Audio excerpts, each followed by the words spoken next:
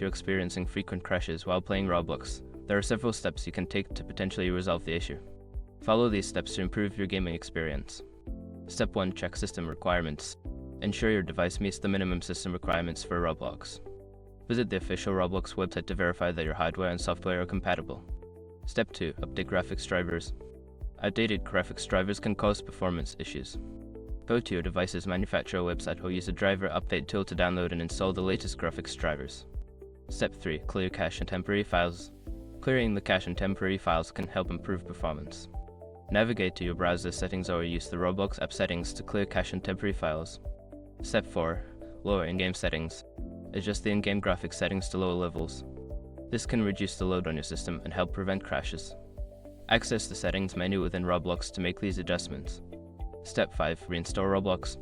If the problem persists, consider uninstalling and then reinstalling Roblox. This can fix corrupted files and ensure you have the latest version of the game. By following these steps, you should be able to reduce the frequency of crashes while playing Roblox. Enjoy your gaming experience.